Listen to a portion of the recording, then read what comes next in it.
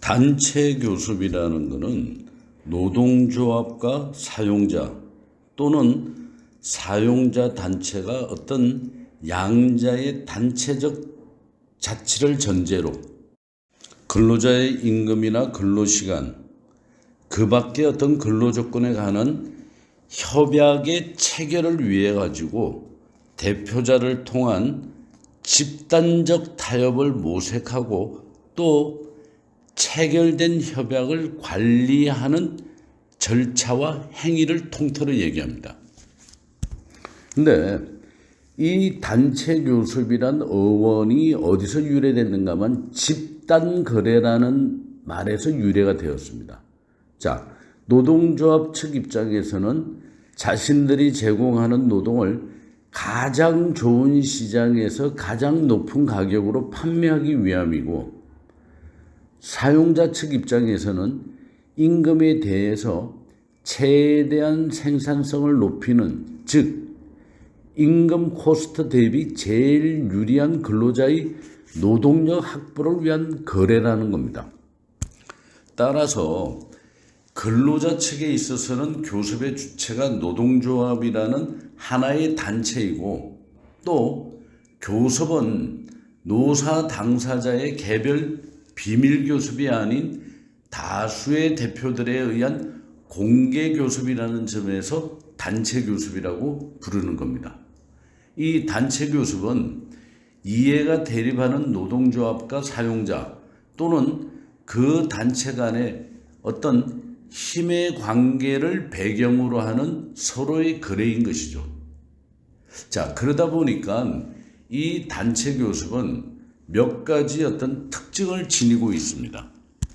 제일 첫 번째로는 단체 교섭은 집단적 교섭이라는 겁니다. 어떤 교섭 당사자는 조합을 통하여 행동하는데 이것이 근로자가 사용자를 상대함에 있어서 개인적으로 행동하는 개인적 교섭하고는 완전 대조가 되는 거죠. 일단 단체 교섭이라는 용어에 사용되는 교섭의 개념은 서비스 또는 자신들의 노동의 판매와 양도를 제한하고 협상하는 모든 것을 통틀어 얘기하는 겁니다. 자, 이러한 단체 교섭에서 일단의 근로자와 사용자 또는 사용자 집단이 서로 협상하고 논쟁을 벌이면서 궁극적으로는 어떤 조건에 동의하게 될 때 그 조건 하에서 사용자는 고용 조건을 제시하고 노동조합은 그러한 조건을 수락하게 되는 겁니다. 두 번째는 어떤 노동조합은 특정의 목적을 달성하기 위해서 사용자와 교섭하고 그러한 교섭을 정리정돈 강화함으로 해서 이익을 얻고자 하는 어떤 근로자들의 장기적이고 영속적인 조직을 뜻하는 겁니다. 자, 이러한 노동조합은 어떤 문제에 대응하기 위해서 만들어진 어떤 이례적이나 한시적인 집단이 아니기 때문에 어떤 지속성이 매우 강조됩니다. 일단 노동조합과 그 조합원들은 사용자와의 어떤 지속적인 관계를 가지려고 하고 있으며 그 과정에서 노동조합은 어떤 조합원들의 모든 뜻을 모은 대행자로서 활동을 하고 있는 겁니다. 일단 노동조합의 활동은 단지 어떤 협상 체결을 위한 교섭에 그치는 것이 아니고 일단 협상이 끝나서 협약이 체결이 되고 나면은 그거를 관리함에 있어서도 어떤 조합원들을 대표하게 되는 거죠. 일단 노동조합이 대표로 해서 행하는 어떤 단체 교섭은 사용자와의 어떤 근로자 사이의 협상에 의해서 결정되는 임금 또는 기타 근로조건을 중심으로 해서 이루어진다라는 그런 특징을 갖고 있습니다. 세 번째는 어떤 협상의 결과로 체결된 단체 협약서는 어떤 단체 교섭에서 협상되는 근로계약으로서의 어떤 사용자와 근로자의 협동관계를 효과적으로 형성하기 위해서 당사자들이 취할 수 있는 행동과 취할 행동을 기술하고 서명한 계약서인 동시에 어떤 성명서인 겁니다. 근데 옛날에는 협약의 내용이 덜 복잡하고 또 자세한 규정이 적었던 때에는 어떤 것들은 뭐 대충 해서 문자화 되지 않는 게 많았는데, 요즘은 오늘날에는 단체 협약은 근로자의 어떤 결금 문제, 임금, 연금, 복지후생 뭐 광범위하게 문제들을 취급하고 있기 때문에 요즘에는 책자로 발간되고 있습니다. 일단 단체 협약은 협상에서 어떤 사용자와 노동조합이 동의한 내용을 기록해 놓은 것이다 보니까 협약의 내용들이 뭐 근로자들의 시간의 근로나 뭐 그 다음에 직무에 대한 임률 뭐 이런 것들이 다 기록이 되지만, 거기다가 고충 처리 같은 것도 노동조합과 사용자 간의 동의가 이루어지지 않았을 때에는 어떤 외부 중재자가 양측에 동의하는 어떤 그런 그 내용까지도 전부 다 규정되어 있는 거죠. 근데 이 단체 교섭의 협약은 어떤 사실상 어떤 집단 간의 계약이라고 할 수 있기 때문에 그리고 인간의 노동과 서비스에 관한 것이라는 어떤 특수한 종류의 계약이라고 볼 수 있는 거죠. 자, 그러다 보니까 단체 협약은 협약 기간 동안의 어떤 임금 및 근로 조건에 관한 어떤 중요한 지침이고 규칙이지만, 우리나라 같은 경우는 협약 기간을 2년으로 정하고 있습니다. 근데 여기에서 단 임금에 대해서는 매년 협약을 할 수 있도록 되어 있습니다. 근데 이 협약 기간을 어떤 존속 기간을 몇몇 유럽 국가에서는 어떤 협약이 새로운 협약에 의해서 파기될 때까지 실제로 효력이 지속되는 어떤 개방적인 계약이 관습적으로 발달되어 있으나, 유럽 쪽은 미국에서는 보통 협약 기간이 규정되어 있고 어떤 협약이 만기일이 가까워져 오면은 근로자에 의해서 어떤 커다란 어떤 압력들이 발생하게 됩니다. 일반적으로 보면은 사용자들은 단체 교섭으로 인해 가지고 발생되는 비용과 기회 손실 등을 제거하고 또 고용 안정과 인건비 예측의 어떤 기초를 획득하는 수단으로 장기 협약을 선호하게 되어 있습니다. 근데 반면에 노동조합은 협약 내용의 임금, 복지, 후생 어떤 근로 조건들이 한번 정해지면은 장기화되는 것을 싫어합니다. 왜? 그때 상황에 따라서 변경할 필요성이 있는 거죠. 그러다 보니까는 근로자들은 장기 계약을 꺼려하는 게 보통인 겁니다.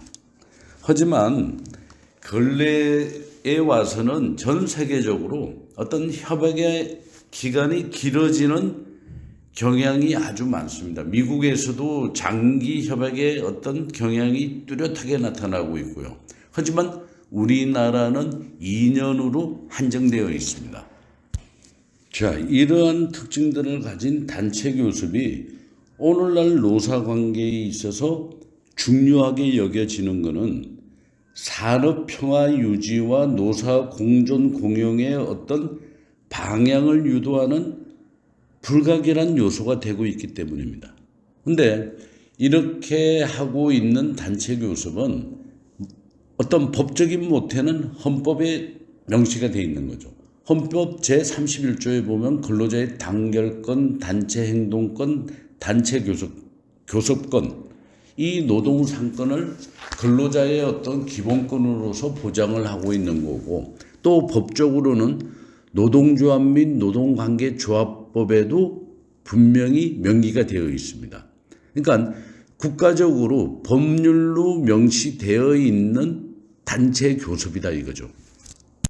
자, 이 단체 교섭이 과연 근로자들의 이점만이 있느냐? 그건 아닙니다. 전체적으로 사회 전반에 이점이 있는 거죠. 첫째, 이 근로자 측면에서 본다면 어떤 단체 교섭이 임금 및 근로시간 등의 근로조건 개선을 통해 가지고 근로자들의 어떤 첫째, 경제적 지위를 향상시키고 그 다음에 또 어떤 근로자들이 불의의 사고나 재해, 질병, 실업 이런 데서부터 보호를 받음으로 해서 산업 및 사회적인 어떤 지위를 향상시키는 크게 보면 그런 이점이 있는 거고 또 사용자 입장에서도 전부 다 손해보는 것은 절대 아니다 이거죠. 일단 노동조합과 단체 교섭을 통해 가지고 근로계약이 아닌 경우에는 수천 수만의 근로자들과 어떤 개별적인 계약을 체결하기 위해서 어떻게 합니까? 많은 시간과 노력과 굉장한 복잡성을 명할 수 없겠죠. 자, 그러다 보면은 노사의 어떤 분쟁이 개별적으로 빈번하게 발생이 될 수밖에 없겠죠. 근데 이것을 노동조합하고 단체 교섭을 통함으로 해서 이러한 문제들이 일괄적으로 해결될 수 있는, 그러니까 개별적으로 계약하기 할 때 들어가는 많은 시간과 노력과 복잡성과 그 다음에 개인별로 상대를 하다 보면은 사사건건이 여러 가지의 분쟁들이 많은데 그게 일거에 해결이 된다라는 그런 장점이 있는 겁니다. 그리고 국가의 어떤 경제적인 측면에서는 산업 구조를 향상시켜 주는 거죠. 왜? 노동조합이 단체 교섭을 통해 가지고 근로자들의 임금을 인상시키면 그들의 구매력이 증대되고 그러면 국내 시장이 확대되어 가지고 산업과 기업 발전이 활발해질 수 있는 조건을 형성해 주게 되는 거죠. 그리고 이 단체 교섭이 어떤 저임금과 과잉 노동에 대한 어떤 비논리적인 기업 경영 방식을 허용하지가 않게 되는 거죠. 그러다 보니까 이런 기업들에게 어떤 능률화를 추구할 수 있는 그런 장점들이 있는 겁니다. 자, 이러한 단체 교섭의 어떤 기능을 세 가지로 요약을 해보면은 첫째로 어떤 작업장에 통일된 규칙을 제정하고 그 다음에 관리하는 절차로서의 기능을 갖는 게 첫 번째입니다. 두 번째는 단체 교섭은 협약 기간 중에 일어나는 모든 노사 문제를 해결하는 방법으로서의 어떤 기능을 갖고 있는 겁니다. 그 다음에 세 번째는 어떤 근로자의 보상의 양을 결정하는 과정으로서, 즉 근로자들이 제일 중시하는 임금 수준을 결정하게 되는 거죠. 자, 이러한 기능들이 오늘날 어떤 산업 사회와 경제가 좋든 싫든 수행해야 될 어떤 기본적인 과정인 겁니다. 물론 단체 교섭이 노동조합이 있는 사업장만 효력이 있겠지만 산업이 발달하고 노사관계가 협력적이고 또 생산성 향상에 그 중요성을 둔다면 모든 사용자와 근로자는 산업 평화를 위해 가지고 단체 교섭에 어떤 많은 영향을 받게 될 거죠. 자, 단체 교섭을 통해서 이루어진 어떤 규칙과 기준 등이 노조가 조직되어 있지 않는 회사에도 어떤 자극과 영향을 줄 수밖에 없기 때문입니다. 자, 이 단체 교섭이 기업 경영에도 미치는 영향이 굉장히 큽니다.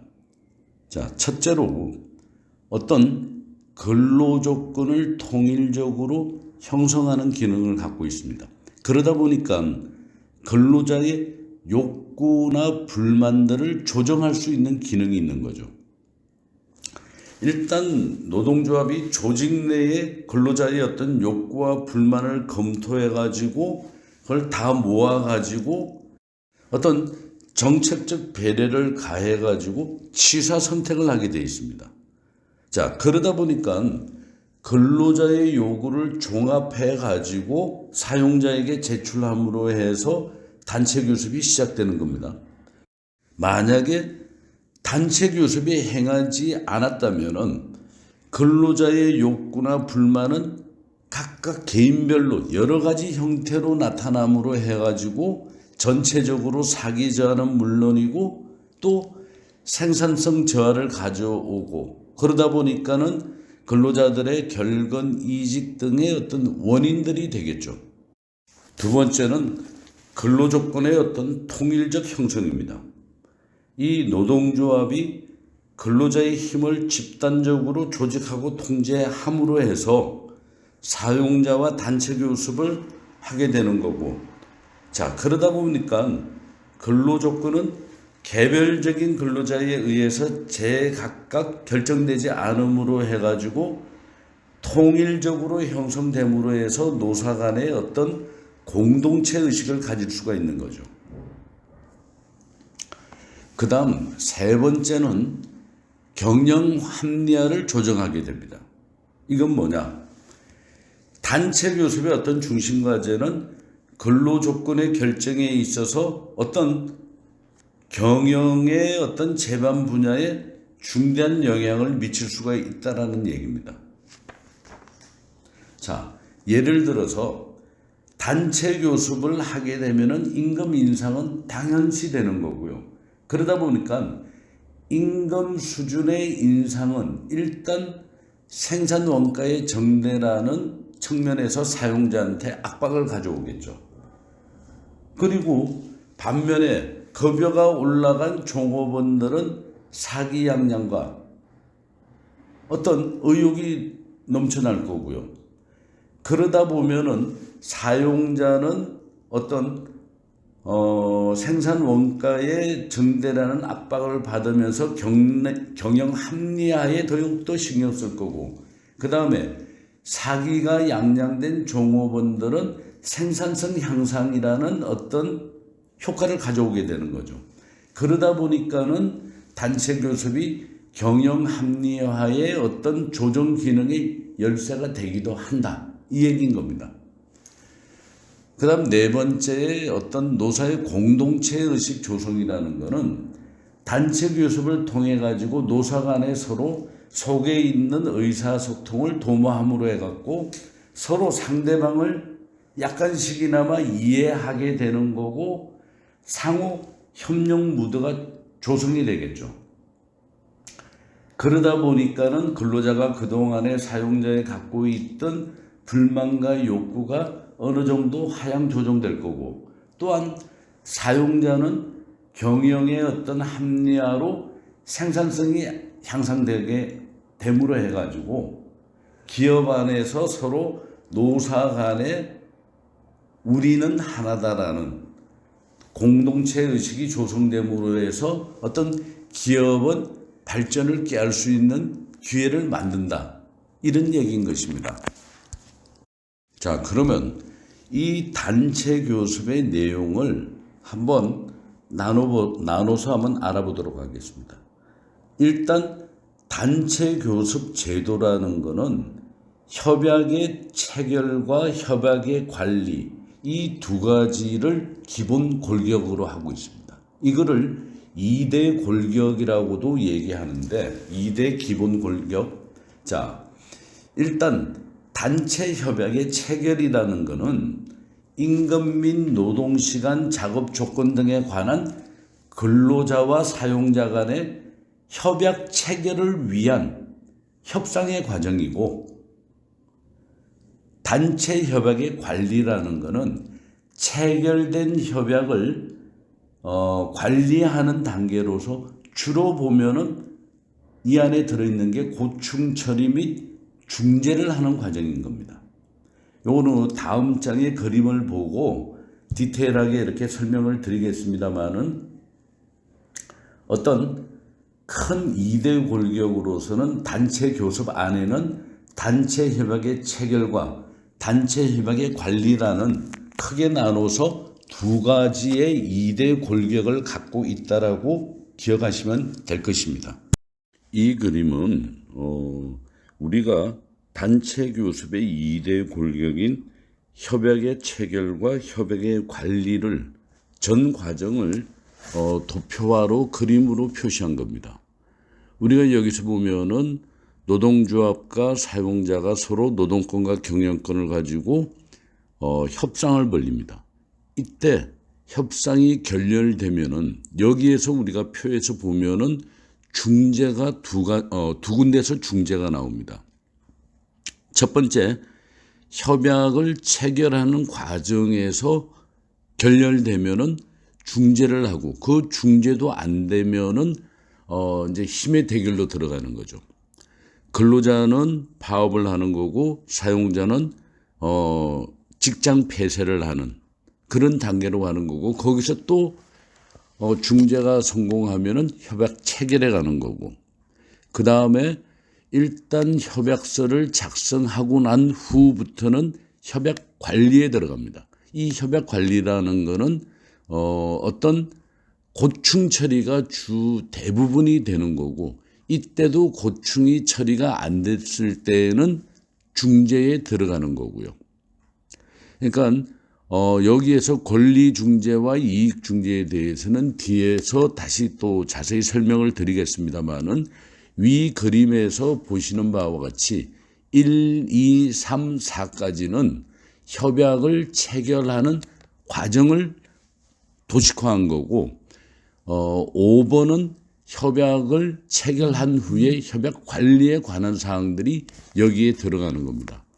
다시 한번 정리를 한다면 단체 협약의 체결은 임금, 근로시간, 작업 조건 등에 관한 근로자와 사용자 간의 협약 체결을 위한 협상 단계이고 그 다음에 협약의 관리는 체결된 협약을 관리하는 단계로 주로 고충 처리를 하는 과정들인 것입니다. 단체 협약의 어떤 개념을 살펴보면은 이 단체 협약이라는 것은 노동조합과 경영자 또는 뭐 경영자 단체도 될 수 있겠죠. 노동조합과 경영자 간의 단체 교섭을 통한 합의로서 성립이 되는 겁니다. 따라서 어떤 단체 협약의 목적을 정확하게 얘기를 한다면 근로조건 또 기타 근로자의 대우에 관한 기준을 정해 가지고 협약 당사자 상호 간의 어떤 채권 채무를 설정하는 협약서를 교환한다라고 보시면 됩니다. 이는 단체 교섭의 어떤 밑바탕에는 대립과 투쟁이라는 가치관이 깔려 있는 거죠. 근데 이를 대화와 어떤 상호 교섭을 통해 가지고 서로의 애로사항과 문제점들을 이해하고 이를 협력하는 구도로 만드는 과정이고 결과물이라고 보시면 됩니다.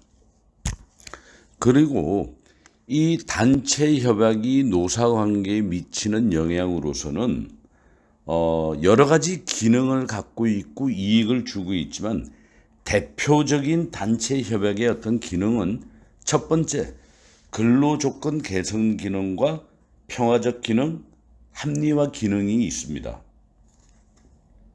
첫 번째, 근로조건 개선 기능이라는 것은 근로자 한 사람이 개별적으로 사용자와 교섭해 가지고는 얻을 수 없는 보다 많은 근로조건이 단체 협약의 어떤 유효 기간 중에 확보된다는 점입니다.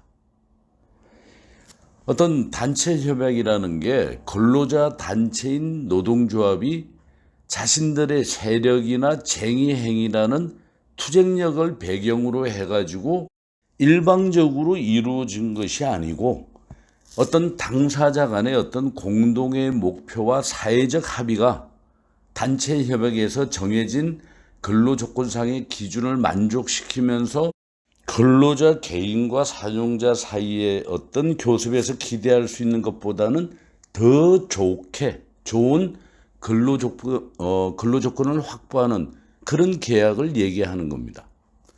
그리고 두 번째 단체 협약의 평화적 기능이라는 것은 사용자는 어떤 협약에서 설정된 근로조건상의 어떤 기준에 따라 가지고 협약의 유효 기간 중에는 조합원인 근로자들한테 그대로 이행을 해야 되는 거고, 또 노동조합에 대해서는 협약의 유효 기간 중에는 어떤 분규나 쟁의를 일으켜서는 안 된다라고 명시되어 있는 겁니다. 이게 바로 단체 협약의 평화적 기능입니다. 세 번째, 합리화 기능이라는 것은 단체 협약의 내용이 성실히 준수될 때 사용자 입장에서는 유효 기간 안에 어떤 경영 개선책을 만들어서 경영 합리화를 꾀할 수 있는 거죠. 그러므로 해서 회사는 더 발전될 수 있는 거고, 그러므로 해서 조합원인 근로자들은 어떤 자신들의 임금이나 어떤 근로 조건에 있어서 안정성을 더 꾀할 수가 있게 되는 겁니다. 일반적으로 어떤 노사 관계에 있어서 근로자 집단을 위한 어떤 교섭 기관을 노동조합으로 공인하게 되는 거죠. 그러다 보니까 사용자는 임금, 근로시간, 근로조건에 대해 갖고는 노동조합과 어떤 흥정을 하도록 되어 있는 거죠.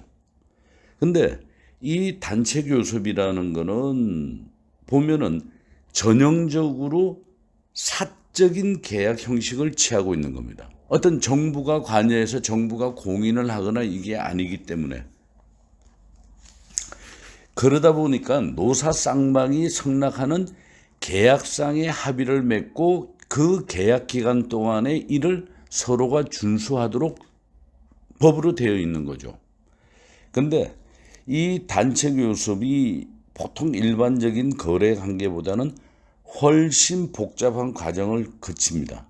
왜냐하면은 이 단체 교섭은 어떤 노사 간에 서로 파업이나 공장 폐쇄나 같은 파워를 가진 두 단체 간에 행하여지고 있기 때문에 어떤 화해와 조정에 있어서는 뭐 정부의 진상조사만이라든지 뒤에 다 배울 거지만 법원의 강제명령, 중재재판 등 어떤 이러한 것들이 단체 교섭에 개입되어 있기 때문입니다. 따라서 이런 협상 단계는 상황에 따라 여러 가지 형태를 띨 수 있겠으나 일반적으로는 이 그림에서 보듯이 5단계로 나눌 수가 있습니다.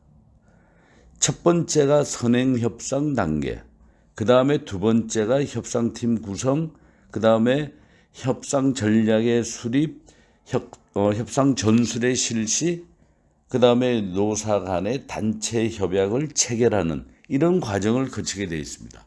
근데 이거를 좀 디테일하게 나눠 놓은 거지만 포괄적으로 분류를 한다면 첫 번째가 선협상인데 또는 선행협상이라고도 합니다. 그리고 세 번째, 네 번째 협상 전술의 수립이나 협상 전술의 실시 같은 경우는 본 협상 단계로 볼 수가 있는 겁니다. 그 다음 5번째 단계는 최종 협약 체결로 하는 크게 3단계로도 나눌 수 있습니다. 선행협상, 본협상, 계약 체결. 그러면 뒷장에서 선행협상, 본협상, 계약 체결에 관해서 디테일하게 한번 알아보도록 하겠습니다. 이 선행협상이라는 것은 노사 간의 협약이 체결되면은 바로 그 다음부터 다음 협상이 될 때까지를 선행협상 단계라고 합니다. 자, 일단 계약이 체결되고 나면은 다음 계약을 위해서 노동조합과 사용자는 이 기간 동안에 다음의 협상을 위해 가지고 이제 준비를 하게 되는 거죠. 예를 들어서 임금, 노동시간, 연금, 뭐 휴가 이런 협약 조건에 대해서 노사 양측은 각각 어떤 자료를 수집하고 분석하면서 다른 노동조합과 다른 사용자들하고도 어떤 정보 교환을 하고 있는 거죠. 그래서 이러한 요소들로 어떤 파악된 이슈들을 가지고 선별을 합니다. 그리고 또 나머지 비용이나 이런 것들에 대한 뭐 다른 회사의 임금 수준이나 이런 것들을 전부 다 계산합니다. 이런 것도 다 여기에 포함이 되는 거죠. 그래 가지고 어떤 서로가 협상에서 제안할 어떤 제안들을 결정을 하고 또 다음 협상에 나갈 협상위원회를 먼저 그러니까 노동조합과 사용자 측은 어떤 협상팀을 이제 구성을 하게 되는 거죠. 근데 이 협상팀 구성에 있어서는 어떤 유의할 점들이 있습니다. 사용자나 노동조합, 특히 이 노동조합 입장에서는 자신의 감정과 의견을 억제할 수 있는 사람으로서 뽑습니다. 왜냐? 어떤 절제력이 부족한 어떤 협상 대표 같은 경우는 특히 노동조합 입장에서는 자기 편의 어떤 확고한 의사나 전략을 감정이 폭발쳐 갖고 막 얘기를 하다 보면은 다른 상대방 측에 누설할 가능성이 굉장히 크기 때문인 거죠. 그러다 보니까 어떤 각각 개인의 어떤 경험과 배경이 협상 대표의 선발 과정에서 어떤 굉장히 고려되는 부분이죠. 근데 이제 사용자 측의 어떤 협상 대표로는 관련 협상 이슈에 대해서 어느 정도 해석을 할 수 있고 대답을 할 수 있는 우리가 배운 라인 매니저 정도가 제일 적합하게 되겠죠. 그러니까 전혀 내용도 모르는 사람이 가서 그 다음에 아무런 권한도 없는 사람이 가서는 어떤 협상이 되지 않기 때문에 그러다 보니까 사용자 측에서는 보통 라인 매니저와 인사 노무 담당자 그리고 우리가 이제 배운 노사 노무 관련 스텝들이 이제 포진을 하게 되는 거죠. 그다음 노동조합은 대부분 노동조합 위원장이나 노조 간부들이 그 자리에 앉는 거죠. 본 협상 단계는 크게 이렇게 세 가지로 나눌 수가 있습니다. 일단 교섭 단계에서 본 협상에 들어가면은 첫 번째는 보면은 요구 단계입니다. 맨 처음에 만나가지고 각자의 어떤 특히 이제 노동조합이 되겠죠. 최초의 요구 사항들을 제시하는 단계입니다. 이 단계에는 보통 보면은 노사 간의 입장 차이는 굉장히 큽니다. 보통 흥정을 할 때 높은 가격을 불러서 낮춰주는 이 방법과 마찬가지로 서로의 노와 사의 입장은 굉장히 큽니다. 그러다 보니까 노조 측은 상당히 무리한 요구를 제시를 하게 되는 거죠. 근데 또 사용자 측은 그대로 받아들이느냐? 그건 절대 아닙니다. 녹록하지가 절대 않죠. 자, 그러고 나서 서로의 어떤 요구 단계를 갖고 와서 이제 조사 단계에 들어가는 거죠. 과연 상대방의 요구 사항이 정확한지 어떤 면밀히 검토해 가지고 과연 이게 타당한지 안 한지를 하기 위해서는 보통 그 기간이 뭐 몇 주도 걸리고 한 달 이상도 걸릴 수가 있습니다. 근데 이제 세 번째는 구체적인 합의 단계에 이제 들어가면은 양측이 계속해서 어떤 상대방의 요구사항을 계속 검토하면서 자기 측의 입장을 계속 고수하는 거죠. 하지만 최종 시한이 가까움에 따라서 양측은 이제 조금씩 양보를 하기 시작합니다. 그러다 보니까 이제 최종적인 어떤 절충안이 만들어지는 거죠. 근데 만약 어떤 그 협상 기간을 넘기게 되면은 파업이 발생할 수도 생기는 거죠. 그러다 보니까 서로의 의견 차이를 좁혀 합의가 가능한 수준에 이루도록 하기 위해서 어떤 노동조합 측이 자신들의 이제 요구사항을 조금씩 완화시키는 거죠. 그러면서 이제 파업을 행할 것처럼 자꾸 강요를 하면서 사용자 측에서 어떤 더 많은 양보를 받아내려고 하는 거죠. 근데 파업의 가능성이 높으면 높을수록 어떤 사용자의 양보는 더 많이 받아낼 수 있는 거고 협약이 체결되도록 하는데 파업이라는 무기는 상당한 영향력을 미치게 됩니다. 그리고 이 본 협상에 이제 들어가기 전에 교섭위원들을 선정을 해야 됩니다.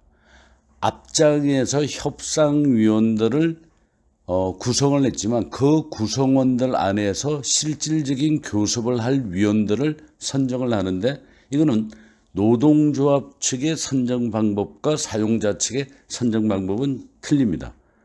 보통 사용자 측은 임명을 하는 경우가 보통인데 노동조합 측에서는 어떤 교섭위원회 선정 과정은 교섭위원회의 어떤 권한과 교섭 과정에 있어서 매우 중요한 요소이기 때문에 조합 내부의 어떤 의사결정을 투표로 하는 경우가 많습니다. 안 그러면은 노동조합 위원장이 임명을 하는 경우가 있는데 이거는 각기 다른 어떤 단점들을 갖고 있습니다.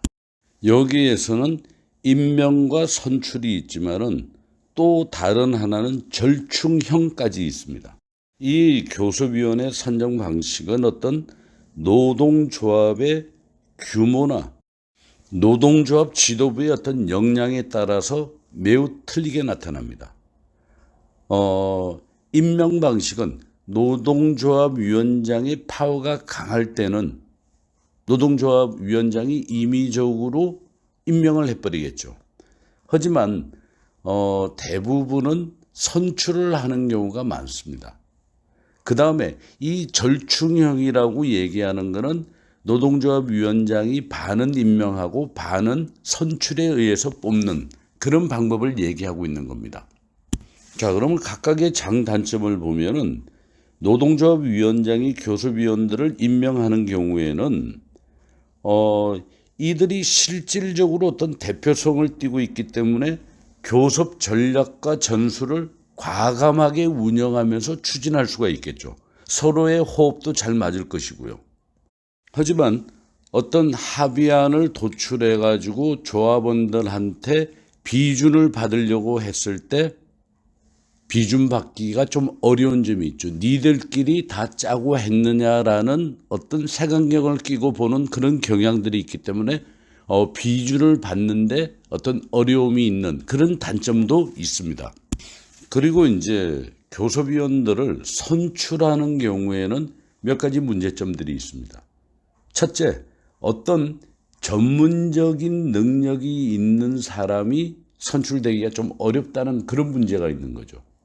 어떤 노동조합 내부의 어떤 권력 관계에 의해 가지고 계파별로 선출이 되다 보면은 어떤 전문 능력이 떨어지는 사람들이 선출되는 경우가 많고요. 그다음 또 그러다 보니까 교섭위원들을 뭐 남자 여자 구분해서 퍼센테이지 청년 장년 뭐 이런 식으로 나눠서 직종별로 이렇게 뽑다 보니까 전혀 전문성이 없는 거죠. 하지만 이 교섭 과정에서 조합원들의 각각의 분류층들의 의사를 반영할 수 있는 거고 또 거기에 대한 만족과 지지도를 높인다는 점에서는 나중에 비준 받는 데는 굉장히 수월한 비준을 받을 가능성이 굉장히 높아지는 그런 장점도 갖고 있습니다. 하지만 대부분의 여기서 문제는 이 비준을 조합원들 투표에 맡길 경우에는 부결될 가능성이 높기 때문에 교섭위원을 선출한다면 그 단계에서 비준을 할 수 있는 체결권까지도 권한까지도 부여하는 게 합당하다고 보는 거죠. 다음은 어떤 사용자 측인데 기업 측 교섭위원회 선정은 보통 임명 방식에 의해서 선정되는데 보통 보면은 뭐 인사, 노무, 그 다음에 생산 부서의 책임자, 그 다음에 임원으로 구성이 되는데 여기서 제일 문제가 되는 게 보통 보면은 사용자나 어떤 최고 경영자는 뒤에 있으면서 이 교섭 과정을 세세히 하나하나 간섭을 하기 시작하다 보니까 이 교섭위원들이 아무런 권한이 없어지는 거죠. 그러다 보니까 교섭 과정에서 노동조합 측이 아무 권한도 없는 교섭위원은 사용자 측 교섭위원은 교체해달라, 권한 있는 사람이 나와달라라고 교체 요구를 하는 그런 문제들까지도 나올 수 있는 거죠. 그러다 보니까 사용자 측 교섭위원들한테도 어느 정도 어떤 권한을 부여하는 게 바람직하다라고 볼 수 있는 거죠. 그리고 교섭위원회 숫자는 일반적으로 조합의 규모가 크거나 또 다양한 계층의 조합원이 있는 경우에는 조합원 수가 교섭위원회 수가 많아질 수밖에 없습니다. 하지만 보통의 경우에 어떤 관행에 의해서 그 수가 결정되겠지만 단체 교섭에 어떤 이슈나 쟁점이 추가되는 경우에는 숫자가 늘어나겠죠. 근데 이렇게 교섭위원회 숫자가 많으면 어떤 다양한 의견을 수렴할 수 있고 또 교섭 결과에 대해서 승인 가능성이 높다는 장점도 있지만 교섭팀 내부의 의견 조정이 잘 안 되어 가지고 교섭의 어떤 일괄성을 저해할 수 있는 그런 단점도 있습니다. 근데 여기서 제일 중요한 거는 교섭위원회 수는 적을수록 좋다. 그리고 언제나 짝수보다는 홀수여야 한다라는 게 불문율입니다. 왜? 짝수일 경우에 어떤 교섭팀의 의견이 찬반 양론이 있을 때 투표에 붙였을 때 단일화가 되기가 굉장히 어렵죠. 홀수인 경우에는 찬반에 붙였을 때는 어떤 결과가 도출될 수 있겠죠. 그리고 이렇게 홀수일 경우에는 교섭 대표의 역할이 어떻게 보면 상대적으로 파워를 갖고 있겠죠. 교섭위원들 사이에서도 찬반의 양론이 팽배할 때 교섭 대표가 결정을 내릴 수가 있는 그런 어떤 역할이 강화되는, 그리고 책임 소재도 분명해져서 어떤 노동조합의 안정화도 기여가 될 수가 있는 겁니다. 이 협상에서 보면은 협약 체결이 되도록 하기 위해서 협약 진행상에 보면은 어떤 주요 어떤 활용 기법들이 있습니다. 그걸 뭐 크게 한 3가지로 나눠 보면은 첫째, 의례적인 측면과 실질적인 측면이 있습니다. 이 실질적인 측면과 의례적인 측면, 일종의 쇼맨십 같은 측면이 있다 이 말입니다. 진실적인 측면은 그냥 여러 가지 이유들을 참으로 유리하게 해결하려고 노력하는 태도이지만 쇼맨십 측면은 어떤 노사 쌍방의 협상 당사자들이 남의 눈을 의식 안 할 수가 없게 돼 있는 거죠. 왜냐하면은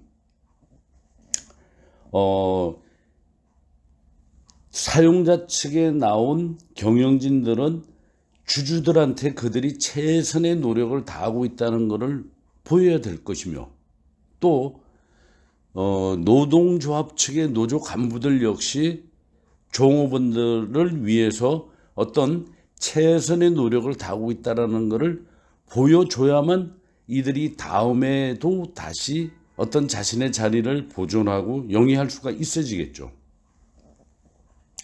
그러다 보니까 이들이 간혹 어떻게 보면은 짜고 친다, 어떤 쇼맨십을 발휘할 수밖에 없는 겁니다. 자, 기업의 중역이나 노조 간부들 역시 선출되고 임명되는 사람들이기 때문에 자신들의 어떤 열심히 노력하고 있다라는 걸 보이면서 또 자신의 어떤 능력을 과시하곤 할 필요가 있어지는 거죠. 그러다 보니까 이런 거를 정치적 행동을 노동조합이나 사용자 측에서 함께 같이 하는 경우가 많습니다. 어떠한 문제를 놓고 실질적인 측면 못지않게 보면은 의례적이고 형식적인 과정도 많이 이렇게 거치게 되는 거죠. 연구 결과에 보면은 실질적으로 협상에 있어서 실질적인 측면보다는 형식적인 쇼맨십, 의례적인 측면이 더욱더 많다라는 어떤 연구 결과가 있습니다.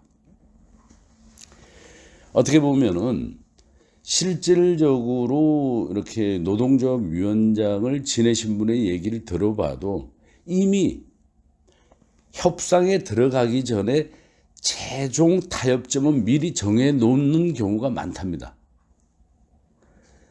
그리고 나서는 형식적으로 몇 주, 심지어는 몇 달까지 협상을 끊을 수가 있는 거고, 협상장에서 책상도 뒤집고 고함도 지르고 욕설도 하고 멱살잡이까지도 한다 이거죠. 그러고 나서는 끝나고 뒤에 저녁 때 앉아서는 형님 동생 하면서 술도 한잔 먹으면서 너무 심하게 하지 마라, 조금 봐주십시오, 이런 식의 어떤 짜고 치는 그런 과정도 극히 많다 그럽니다.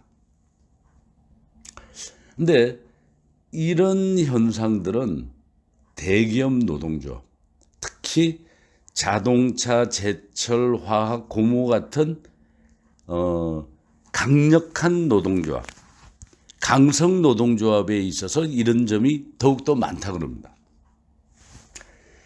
근데 협상에서 어떤 실제적인 측면은 어떻게 보면은 실질적으로 경제적 이슈죠. 그러다 보니까는 어떤 이런 경제적인 이슈는 서로가 사정을 어느 정도 빤히 알다 보니까는 결론은 금방 도달할 수가 있는 거죠. 하지만 이 정치 사회적인 쇼맨십 같은 거는 의례적인 측면은 어떻게 보면 사회적인 문제인 거죠. 그러다 보니까는 협상 과정에 있어서 어떤 서로 체면을 차리고 허세를 부리는 것이 어떻게 보면 실질적인 문제 해결과 더불어서 언제나 의례적인 측면은 존재할 수밖에 없다 이겁니다. 자, 노사협약 체결에 있어서 실제적인 측면, 즉 경제적인 측면과 의례적인 측면, 즉 정치 사회적 측면이 양면에 대해서는 아주 서로가 존립할 수밖에 없다 이겁니다. 그리고 두 번째는 객관적인 근거 제시는 협상을 준비할 때 보면은 노사 모두가 상대방이 인정할 수밖에 없는 근거를 찾거나 또 이것이 어려울 경우에는 도리어 상대방한테 어떤 제의와 근거를 적용하는 방법을 제시해 달라고 도로 반문을 하죠. 니들이 그렇게 요구하는 이유가 뭐냐? 근거를 대라라고. 예를 들어서 임금 인상 같은 경우에는 사용자는 생산성이 이거밖에 안 나오니까 생산성 대비 효율을 따지는 거고, 노동조합은 뭘 따지는가 하면은 생계비를 기준으로 드는 거죠. 물가가 이만큼 인상해서 생계비가 이만큼 더 들어가니까 이라고 하는 거고, 이러다 보니까는 노사가 서로 어떤 인정할 수 있는 기관에서 제시한 근거 자료를 제시하는 게 아주 바람직하다. 그래서 이런 협상에 있을 때는 상대방이 인정할 수밖에 없는 객관적인 근거를 제시해야만 된다라는 게 어떤 두 번째 교섭 기법에 들어갈 거고요. 그다음 세 번째는 원활한 의사소통입니다. 자, 교섭 대표들이 보면은 자신의 주장을 간단 명료하게 함으로 해갖고 오해의 소지가 없도록 하는 게 최대의 관건인 거죠. 그리고 또한 동시에 상대방의 발언을 경청함으로 해서 서로가 서로를 존중한다라는 표현도 될 것이며 어떤 상대방의 어떤 발언을 경청하면서 정보를 확보할 수도 있고 또 상대방의 어떤 의사를 존중함으로 해가지고 교섭의 흐름이 원활하게 되도록 할 수도 있다 이겁니다. 그러다 보니까는 이 교섭 기법에서는 사족은 없애는 게 나은 거죠. 말이 길어지다 보면은 꼬투리를 잡히는 거고 그러다 보니까 어떤 원활한 의사소통을 위해서는 자신의 주장을 간단 명료하게 하는 게 좋다. 이게 어떤 교섭 기법에 있어서 대표적인 세 가지의 기본 원칙이라고 할 수 있는 겁니다. 이 단체 교섭에 대해서는 근본적으로 다른 두 가지의 어떤 사고 방식을 갖는 이론들이 있습니다. 그 하나는 어떤 배분적 교섭 이론이고 또 하나는 통합적 교섭 이론으로 나누어집니다. 근데 이거는 접근 관점에 따라서 서로가 차이가 있는 겁니다. 자, 그러면 이 상반되는 두 이론을 살펴보면은 첫째, 배분적 교섭 이론이라는 것은 사용자와 근로자의 어떤 서로 배분, 분배적 교섭을 위한 협상이다. 근로자는 사용자로부터 일방적으로 양보를 쟁취하려고 하는 과정이 아니라 사용자는 어떤 자신의 경제적 이득을 위해서 그리고 근로자는 임금 및 기타 복지적 혜택을 쟁취하려고 하고 있다라는 견해인 것입니다. 따라서 이 배분적 단체 교섭은 권한 내지 경제적 이윤의 배분을 둘러싼 협상이라고 보는 관점인 거죠. 그래서 사용자는 이윤과 같은 경제적인 목적을 위해 가지고 교섭하고 근로자는 자신의 임금 및 근로 조건 등 기타 후생 복지를 목적으로 교섭하는 형태를 배분적 교섭 이론이라고 명칭하는 거죠. 그리고 통합적 교섭 이론이라는 것은 근로자의 목표와 사용자의 목표는 서로가 상반되는 것이 아니라 통합할 수 있는 활동체라고 보고 있는 거죠. 이 통합적 교섭은 어떤 상품 매매에 있어서 보면은 판매자와 매입자가 어떤 서로가 뺏고 뺏기는 관계가 아니라 주고받는 어떤 다 같이 덕을 보는 통합적으로 주는 사람도 이득을 취하고 받는 사람도 이득을 취한다라는 그런 견해를 관점에서 얘기를 하는 겁니다. 그러다 보니까 노사 문제 해결에 있어서 어떤 노사 간의 협력을 전제로 하고 있으며 어떤 노사 간의 대립은 어떤 바로 배분적 교섭의 어떤 상징이기 때문에 사용자의 이윤과 근로자의 임금을 통합적으로 처리하는 것이 중요하다. 이게 바로 통합적 교섭 이론인 것입니다. 그리고 이 교섭의 어떤 유형들을 크게 나눠 가지고 한 네 가지로 분류가 될 수가 있습니다. 어떤 수준별 유형으로 따지면은 개별 교섭, 다각교섭, 공동교섭 이렇게 구분이 됩니다. 이 개별교섭이라는 것은 교섭 형태가 어떤 1대1의 교섭 구조를 갖는 것으로서 어떤 단일 기업 대 단위 노조 같은 경우 어떤 사용자 단체 또는 산업별 연맹의 어떤 상부 조직 간의 어떤 교섭도 여기에 해당되는 거죠. 서로 1대1의 교섭을 얘기하는 거고, 그 다음에 다각 교섭형이라는 것은 한 기업의 사용자가 다른 근로자를 대표하는 다수의 노동조합과 교섭하는 어떤 방법인 것이죠. 어떻게 보면은 한 단위 노조가 둘 이상의 사용자 또는 사용자 단체하고 교섭을 하는 것도 어떤 다각 교섭형에 속하게 되는 거죠. 일대 다수로 교섭하는 것을 다각 교섭형이라고 보는 거죠. 그 다음에 공동 교섭형이라는 것은 교섭 형태에 있어서 다자 간의 어떤 교섭 형태를 갖는 것이고, 어떤 복수기업이나 복수노조 교섭이나 이런 경우가 여기에 해당되는 것입니다. 그리고 이 교섭 형태별의 어떤 유형에 보면은 이거는 어떤 절차상의 분류라고도 볼 수 있는 거죠. 자, 첫째, 분배 교섭형이라는 것은 양편의 어떤 목표가 대립적이고, 그리고 어떤 파이가 총 가치가 고정되어 있다는 얘기죠. 그래서 한쪽의 이익은 한쪽의 손실을 나타낸다.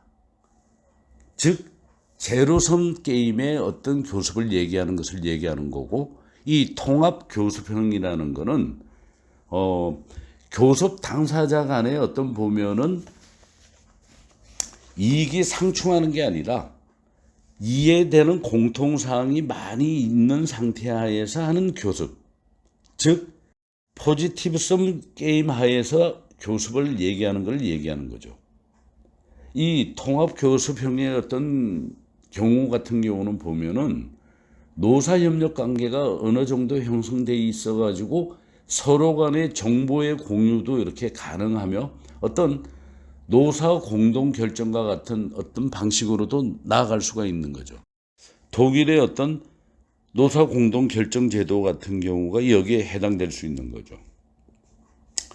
그 다음에 이제 독점 교섭형이라는 것은 노조의 역할에 있어서 어떤 독점형은 노동 공급에 있어서 어떤 독점적 기능을 갖고 있을 때 이게 강조되는 거죠. 즉 클로즈드 샵 같은 경우가 여기에 해당되는 거죠. 그 다음에 이 발언형은, 네 번째 발언형은 조직 내에서 각종 고충을 어떤 노조를 통해 가지고 표출시킬 뿐만 아니고 경영의 어떤 횡포나 독선을 어떤 미리 막아주는 그런 역할을 하는 어떤 사회적으로 바람직한 기능을 수행하는 데 해당이 되는 겁니다. 그러다 보니까 이런 독점형 교섭은 어떤 집단 이기주의적인 면이 많죠. 그러다 보니까 임금 교섭이 주가 되는 거죠. 임금을 인상하기 위해서 위협하고 윽박질러서 무조건 인상시키려는 그런 경우가 여기에 해당이 되는 겁니다. 그리고 이 발언 교섭형은 언론을 이용해 가지고 어떤 교섭을 진행하는, 그러니까 어떤 교섭 내용을 언론에 흘리면서 자신에 유리하도록 방향을 이렇게 바꾸는, 그러다 보니까 종업원의 어떤 만족과 복지에 이르기까지 다양하게 사회적 이슈를 가지고서 자신들한테 유리한 쪽으로 교섭을 진행하는 그런 측면이 있는 겁니다. 다섯 번째, 이 투쟁 교섭형은 투쟁하겠다라는 데 기반을 두고 있는 교섭입니다. 어떻게 보면은 이 투쟁성은 두 가지 유형으로 또 구분이 되어지는데, 첫째, 교섭 결렬 파업. 이거는 뭔가 하면은 단체 교섭이 결렬된 후에는 파업을 할 수 있는 게 정상적으로 노조가 실행할 수 있는 어떤 유일한 형태의 투쟁일 수도 있는 거죠. 그러다 보니까 이는 계획적이고 합법적인 행위의 경향이 있는 거죠. 그리고 어떻게 보면은 노조의 지도부에 의해 가지고 어떤 노조 조합원 전체를 포함해 가지고 일관성 있게 파업에 들어가는 거죠. 그리고 둘째로는 작업장에서의 파업을 얘기하는 겁니다. 이거는 어떤 노동조합 지도부의 어떤 허락이나 계획을 받지 않고 상대적으로 자발적으로 자연 발생적으로 발생하는 경우를 얘기하는 겁니다. 이런 경우는 보통 보면은 비합법적이고 그리고 어떤 한 부분 일부 집단에서 자신들의 어떤 집단 이기주의로 인해서 일어나는 경우가 많은 겁니다. 어쨌든 이런 투쟁 교섭형은 기본적으로 노사관계를 어떤 갈등 관계로 보고 투쟁에 의해서 노사관계 해결이 가능하다라는 그런 사고를 가지고 교섭에 임하는 것을 얘기하는 거죠. 우리나라도 불과 몇십 년 전에는 무조건적인 투쟁 교섭형이었죠. 교섭을 하기 전에 투쟁부터 하고 교섭을 하는 경우도 굉장히 많았던 때가 있었습니다. 불과 10수년 전까지만 해도요. 그리고 이 협력 교섭형은 어떤 상대방의 입장, 원칙 이런 것을 둘러싼 교섭이 아니고 어떤 문제가 발생된 문제의 실체를 바탕으로 해가지고 당면 문제, 그 문제를 해결하기 위한 교섭 형태를 얘기하는 겁니다.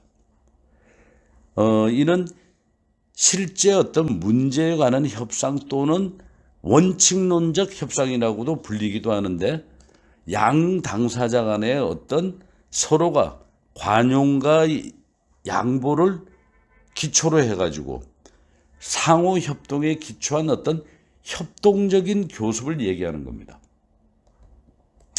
요즘 최근에 이슈가 되고 있는 양보 교섭도 이런 협력 교섭형의 한 형태로 볼 수도 있는 겁니다.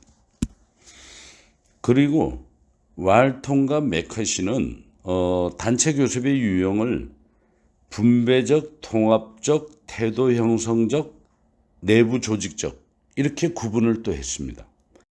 여기에서 어떤 분배적 교섭이라는 것은 양편의 어떤 목표가 서로 대립적이고 총 가치가 고정되어 있기 때문에 한쪽의 이익은 상대편의 어떤 손실을 나타내는 상태에서 하는 교섭이다. 이걸 얘기하는 겁니다. 하나의 파일을 가지고 서로 나눠 먹기식의 교섭을 분배적 교섭으로 본 거고요. 이 통합적 교섭이라는 것은 양편의 목표가 서로 대립되지 않고 그저 공통의 관심 대상과 문제가 있는 상태에서 교섭하는 것을 이 통합적 교섭으로 보고 있는 거고요. 이 태도 형성적 교섭이라는 것은 분배적 통합적 교섭에 있어서 상대의 태도와 관계를 변화시키도록 협상 환경을 조성하는 그런 교섭을 얘기하는 거고 또 내부 조직적 교섭이라는 것은 단체 교섭이 잘 처리될 수 있도록 협상 주역들을 내세우는 교섭을 얘기하는 겁니다. 대표를 내세워서 대표 간에 먼저 협의를 보도록 하는 이런 걸로 어떤 네 가지로 구분을 했습니다만은 이 중에서 어떤 기본적인 유형은 분배적 교섭과 통합적 교섭이고 나머지 어떤 태도 형성과 내부 조직적 교섭이라는 것은 여기에서 종속된 유형이라고 볼 수가 있습니다. 단체 교섭 범위의 이슈는 그 산업의 성격과 규모, 그 다음에 조합의 구조와 성격, 그리고 어떤 경영의 태도와 목표 등에 따라서 여러 가지 차이가 있습니다. 미국이나 독일이나 이탈리아, 영국, 스웨덴 같은 선진국들은 어떤 교섭 범위, 내용 이슈가 법률에 위배되는 교섭 이슈로 교섭을 진행해서는 안 된다라는 제약 조건을 제외하고는 일반적으로 전적으로 당사자가 자유롭게 결정할 수 있도록 하고 있는 겁니다. 그러다 보니까 어떤 단체 교섭의 내용에 포함시키는 것은 선진국 같은 경우는 어떤 제한이 없다라고 봐야겠죠. 단체 교섭 이슈는 보통 보면은 경제성, 객관성, 임의성 크게 이 세 가지로 분류해서 내용을 포함들 하고 있습니다. 먼저 경제적 이슈는 어떻게 보면은 단체 교섭 이슈의 가장 중요한 부분이 되겠죠. 이거는 금전적 교섭 이슈와 비금전적 교섭 이슈로 구별됩니다. 금전적 교섭 이슈는 일반적으로 임금과 상여금에 대한 이슈인 거죠. 즉 보상의 액수와 방법에 관한 사항으로서 여기에는 보면은 뭐 기본임금이나 임금 지급 방법, 뭐 성과급 같은 어떤 근로자에 대한 어떤 직간접적인 보상에 대한 게 여기에 몽땅 다 포함이 됩니다. 그리고 비금전적 이슈는 금전적 이슈 외의 이슈들로서 예를 들어서 어떤 종업원의 채용, 교육, 훈련, 작업 분배, 뭐 승진, 이동, 복직, 해고, 작업 조건 뭐 이런 것들이 몽땅 다 포함이 되겠죠. 물론 여기에는 뭐 작업 속도라든지 작업 방법 같은 생산 관리에 관한 이슈들도 여기에 다 비금전적 이슈에 다 포함이 됩니다. 그리고 객관성에는 객관적 이슈와 주관적 이슈가 있는데 객관적 이슈는 파악 가능한 이슈들로서 어떤 단체 교섭의 진행에 있어 가지고 명백한 사실이 뒷받침하는 교섭 이슈를 얘기하는 겁니다. 그리고 주관적 이슈는 노사 양측의 주관적 해석에 따라서 결정을 달리 할 수 있는 이슈를 얘기하는 겁니다. 보통 보면 객관적 교섭 이슈는 경제적 영역에서 많이 찾아볼 수 있습니다. 예를 들어서 어떤 임금이나 복지후생 근로조건 등은 근로자들이 요구하는 요구 조건은 객관적으로 명백한 이슈가 있는 거죠. 이런 경우는 객관적 교섭 이슈라고 구분되고 있는 거고요. 반면에 주관적 교섭 이슈는 뭐 승진, 배치, 해고, 직무 통제 그리고 노동조합을 인정하는 노동권이나 경영 활동을 보장하는 경영권의 이슈들이 여기에 포함됩니다. 그리고 임의성을 띠는 의무적, 임의적, 금지적 교섭 이슈는 뒷장 미국의 노사관계위원회의 단체 교섭의 이슈에서 자세히 또 설명드리도록 하겠습니다. 미국의 국가노사관계위원회에서는 단체 교섭의 이슈를 의무적, 그 다음에 임의적, 금지 교섭 이슈 세 가지로 구분을 하고 있습니다. 첫 번째 의무적 교섭 이슈는 주로 보면은 경제적 이슈라고 보시면 되는 거죠. 임금, 근로시간 및 기타 근로 조건을 얘기하는 겁니다. 여기에 들어가는 의무적 교섭 이슈에 들어가는 것들은 임금이나 근로시간이 주요 이슈가 되지만 그 외에도 해고, 중재, 유급휴일, 유급휴가, 그 다음에 휴식시간, 이런 노사 양 당사자 간의 어떤 이해와 관련된 사항들은 전부 다 의무적 교섭 이슈에 다 포함이 됩니다. 그리고 임의적 교섭 이슈는 의무적 교섭 이슈에 해당되지 않는 모든 이슈들을 포함을 하는 건데 이러한 문제들은 임의적으로 교섭 이슈로 선택해도 되고 안 해도 되는, 그러니까 노사 간의 협의에서 그냥 교섭 대상으로 넣고 말고를 할 수 있는 그러한 것들이 여기에 다 임의적 교섭 이슈에 다 포함이 됩니다. 예를 들어서 퇴직자에 대한 연금 혜택 여부, 회사 식당의 식사요금, 그 다음에 파업 주도자에 대한 고용 조건에 관한 규정, 그 다음에 노조 문제에 대한 경영권의 문제, 어떤 교섭단의 규모와 자격, 이런 모든 조항들이 여기에 다 포함이 될 수 있는 거죠. 앞서 얘기한 주관적 교섭 이슈에 포함되는 것들이 임의적 교섭 이슈에 몽땅 다 포함된다라고 보시면 됩니다. 셋째, 금지 교섭 이슈는 불법적이면서 미국 같은 경우는 전국 노사관계위원회에서 이를 금지하고 있는 이슈들입니다. 만약에 이런 이슈에 대한 교섭이 서로 상대방이 동의를 했더라도 법률적으로 허용되지 않습니다. 여기에 해당되는 주요 이렇게 이슈들 보면은 미국 같은 경우는 클로즈 더 샵을 불법으로 여기고 금지를 하고 있는 거고요. 특히 성, 인종, 종교에 의한 어떤 종업원 선발에 있어서 차별 대우에 대한 교섭은 완전한 금지 대상으로 규정을 하고 있는 겁니다. 이런 금지 교섭은 상대방이 동의했더라도 허용되지가 않고 있습니다. 이상과 같이 어떤 단체 협약의 어떤 세 가지 분류에서 주요 관심사는 과거에는 금전적 교섭이 중심이 되었지만은 지금은 비금전적 교섭이 주요 현안으로 떠오르고 있는 겁니다. 예를 들어서 노동권과 경영권을 서로 인정해 달라는 것과 승진, 이동, 휴식, 해고, 작업 속도, 작업 조건 등 이러한 삶의 질을 향상시키는 데 더 주요 관심사가 이제 되고 있는 거죠. 그리고 이런 여러 교섭 중에서 노조와 사용자가 굉장히 상반되는 견해는, 그리고 주요 쟁점이 되고 있는 이슈는 선임권에 관한 것입니다.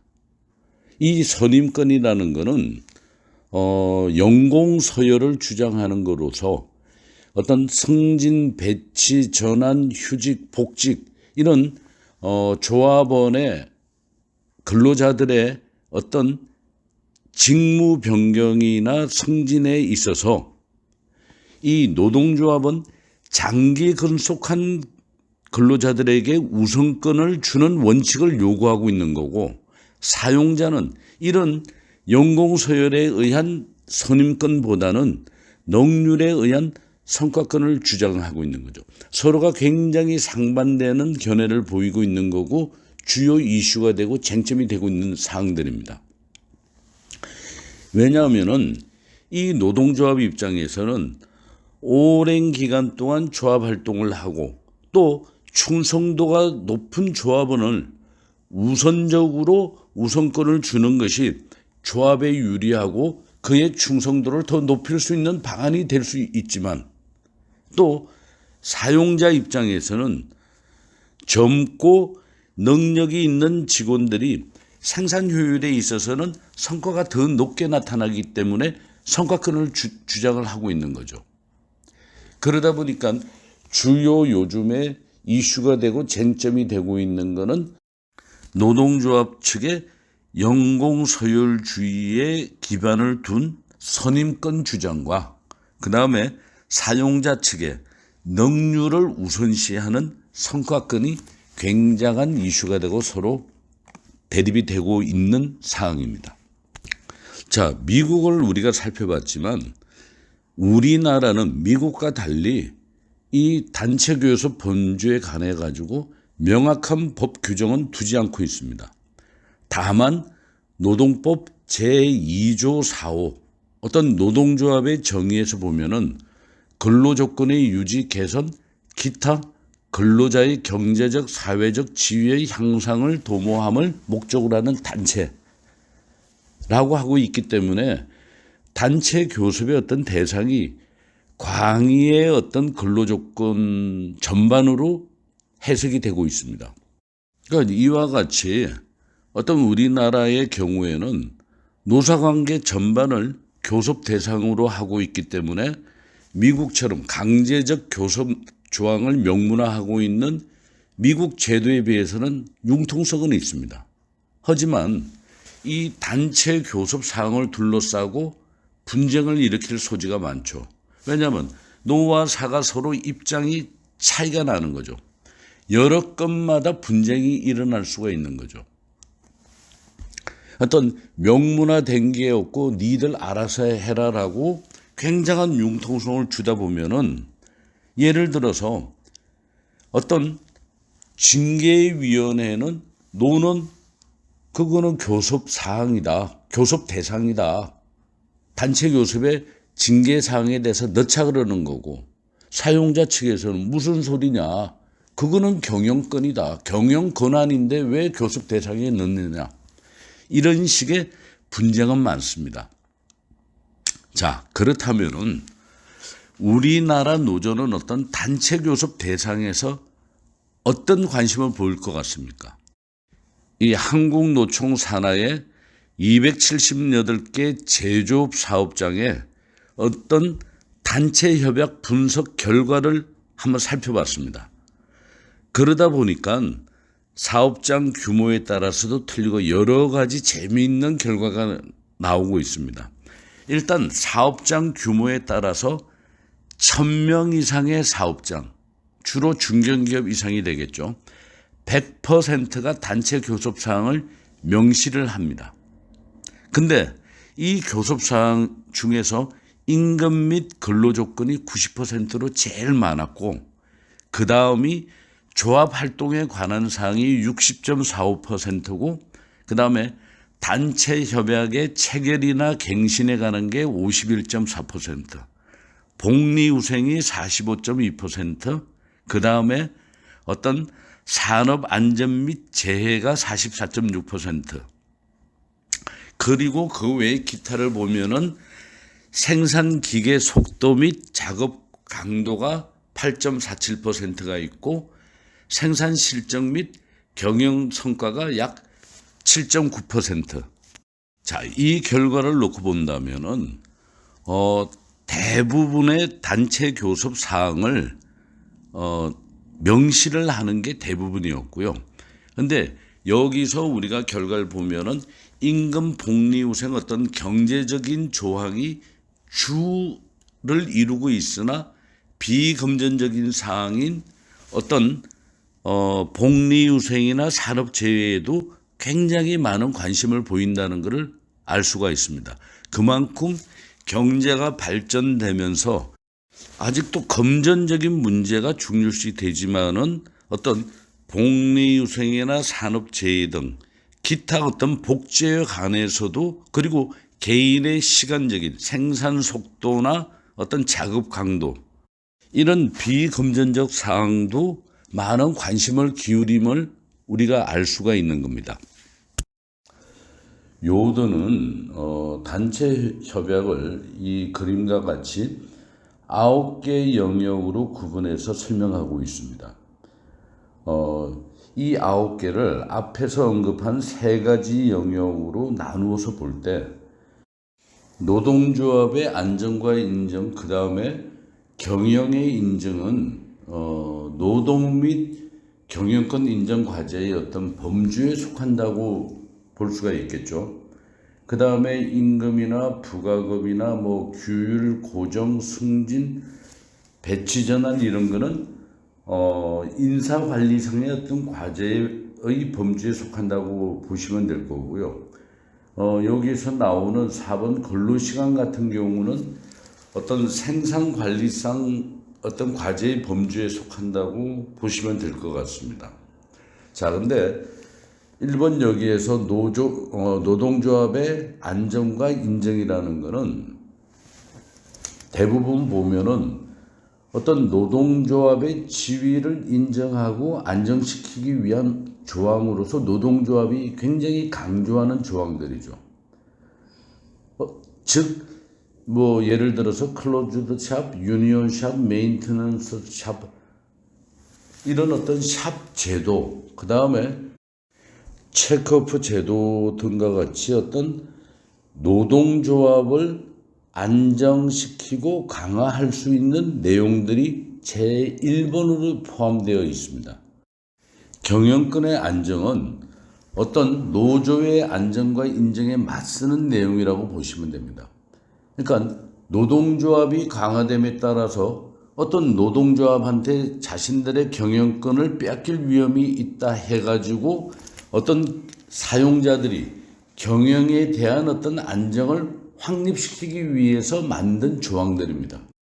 원자재 구매라든지 시장 정책이라든지 그 다음에 판매 가격 결정, 이러한 것들을 경영 특권이라고 칭하면서 어떤 노조한테 침해 내지는 양도될 수 없다는 취지에서 경영의 안정을 꾀하기 위해서 만든 조항들인 것입니다.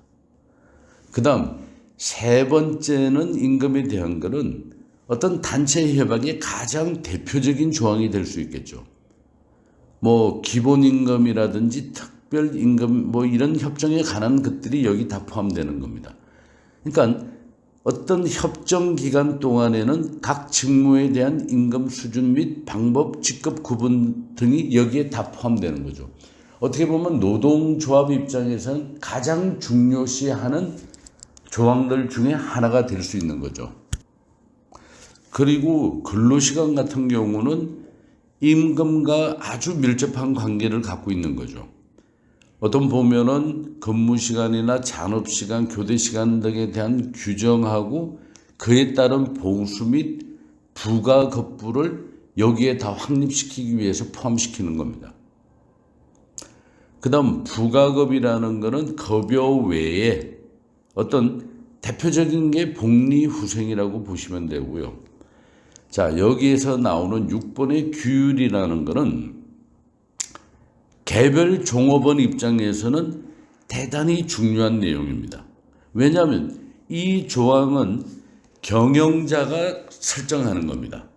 어떤 노동조합과 협의를 한다기보다는 경영자가 공장의 어떤 규칙과 규율에 관한 협약으로서 여기에 불복종이나 부정하거나 어떤 위반을 하게 될 경우 경고 및 처벌이 막바로 주어지기 때문에 자신들의 어떤 피부에 직접적으로 와닿는 부분들이죠.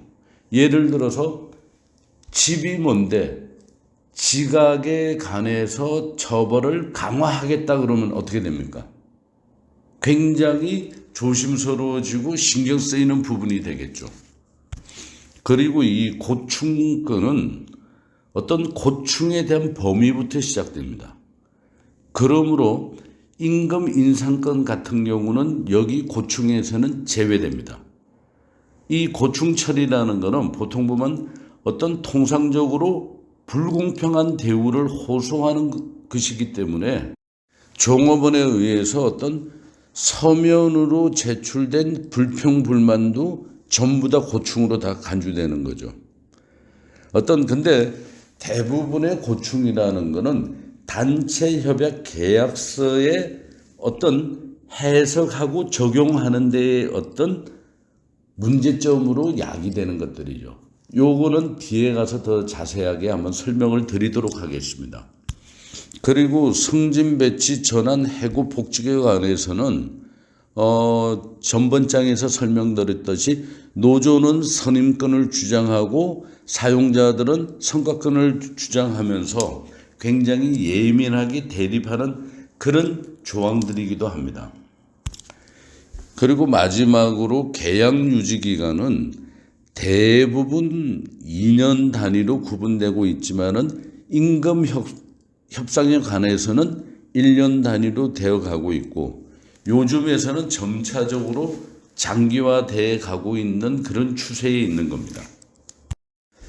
여러 가지 문제들이 이 단체 교섭 기간 중에 토의되고 있지만 어떤 시대의 흐름에 따라 가지고 중요시되는 토의의 내용들은 바뀌고 있습니다. 예를 들자면 몇 년 전까지만 해도 임금이 가장 중요한 어떤 토의 내용이었습니다. 지금도 임금은 중요합니다만은 주 안건은 임금이 최우선적이었지만 요즘은 많은 노동조합들이 실업수당을 중요한 이슈로 내세우고 있습니다. 왜? 경기가 불황에 접어들면서부터 실업자가 많아짐으로 인해 가지고 실업수당이 중요한 이슈가 될 수 있는 거죠. 자, 그러다 보니까 이 근래에 와서 대두되는 주요 이슈는 크게 세 가지로 분류할 수가 있습니다. 그럼 뭔가 하면은 첫째는 언제나 중요시되는 임금을 비롯한 경제적 이슈입니다.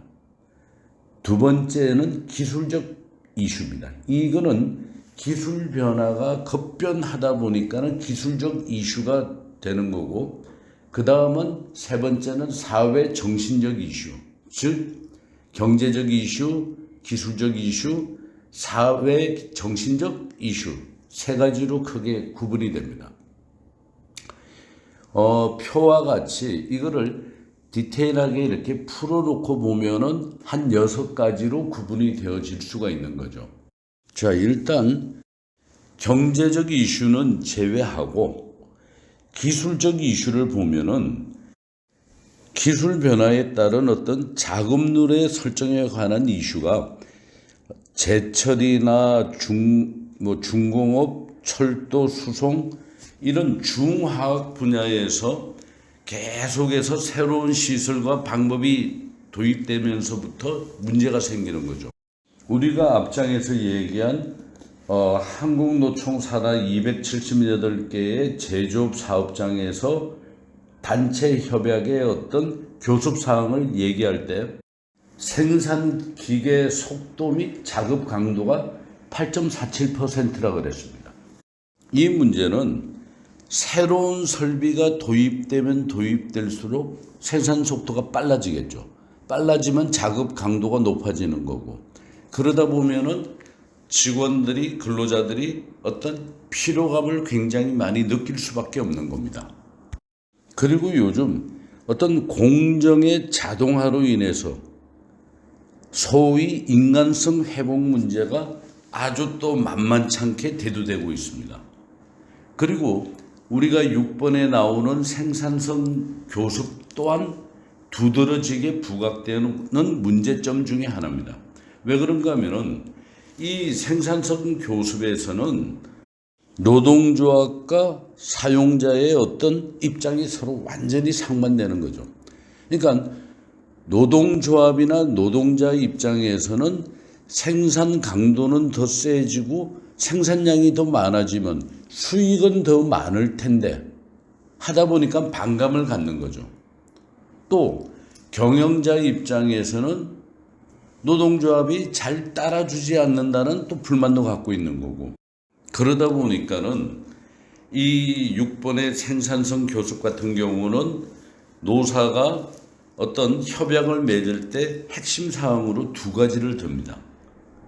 첫째, 경영자, 사용자 입장에서는 근로자는 낡은 작업 습관을 버리고 경영층에 의해서 고안된 새롭고 능률적인 방법을 택해야 된다라는 단서 조항을 넣는 거죠. 그러면 노동조합 측에서는 경영자는 근대화 또는 자동화로 인한 수익분에 대해서는 근로자에게 배분함으로 해서 근로자를 격려하고 능률을 향상시킨다. 뭐 이런 식의 어떤 조항들을 넣는 거죠, 서로가. 그러므로 해서 노와 사가 서로 윈윈 할 수 있는 어떤 대안을 만들어낸 거죠.